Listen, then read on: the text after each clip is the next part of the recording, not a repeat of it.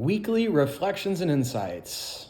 Good morning, everybody. Today, coming to you to talk about three things. We're going to talk about framing and perspective. We're going to talk about root causes, and we're going to talk about second and third order downstream effects, might also call them symptoms. And we're going to use two lenses today to examine these topics. The first is the human body. And so I was recently alerted to a root cause issue in my back, my QL, a muscle here kind of above the kidneys, attaching to ribs and hip and connected to the overall engine room of the body that is the hips and core. Well, I uncovered this because previously I was having some issues in my shoulder and in my hip. But the work I was doing on shoulder and hip wasn't producing the outcome of symptom-free, efficient movement, etc. So luckily, I got to the root cause.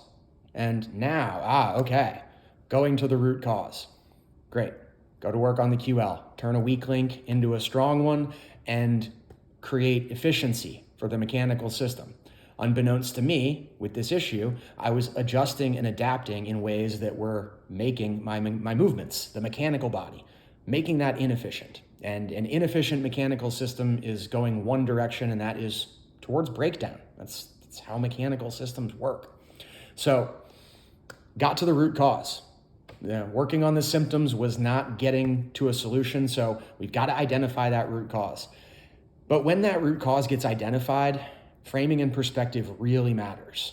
Because for me, getting to this issue, it's required me to throttle back the intensity of my fitness routine, which, boy, that used to just throw me for a loop.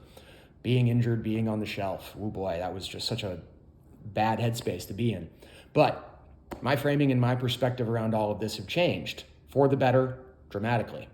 Instead of woe is me, oh, I'm hurt, oh, how am I going to get through this? No, I'm excited. I mean, everybody watching this knows how much of a fitness junkie I am. And so the perspective that I'm taking with this is I've got my root cause. I'm going to open my shoulder. I'm going to open my hip because the symptoms naturally resolve when we get to the root issue. And so a little bit of work is going to reset the mechanical efficiency and allow me to just get back to work and unleash the full potential of the human body. I'm excited for the gains that I can make now with a fully functional shoulder and a fully functional hip. So, needless to say, perspective and framing are important, but you can't just work on the symptoms. You got to get to the root cause. That's where we really get to solutions, permanent, lasting, durable solutions, as opposed to just treating the symptoms in perpetuity effectively, trying to avoid that breakdown at the margins. And so the other lens we're going to apply today is energy policy. And I'm going to transition with an Ayn Rand quote that I think will help us. You can avoid reality, but you can't avoid the consequences of avoiding reality. So if I'd continued to work just on my hip and shoulder, knowing that the QL was the core problem, I'm never going to get to that solution. I know what the reality is. I've got to go to work on the hip. That way the shoulder and everything else will resolve. That QL will be the root cause as well as the solution. And so in energy policy, we've got all these things backwards. We are attacking nothing but symptoms and ignoring root cause, while also creating a very awkward framing and perspective around energy policy. And it's nihilistic and fear-based because, oh no, the end of the world is coming. Notwithstanding, the end of the world has been coming for 70 plus years from all of these environmentalists, and it's not ever happened. But we see the symptoms showing up in real life every day now. Energy policy is just flat wrong throughout the West. Net zero, this transition, it's a nonsensical scam. There's no other way to describe it. But when energy policy is so awkward and backwards and upside down, we're seeing these downstream effects. We're seeing prices go through the roof for everything because energy is scarce and expensive and unavailable in certain instances. And this is because policy is so asinine right now.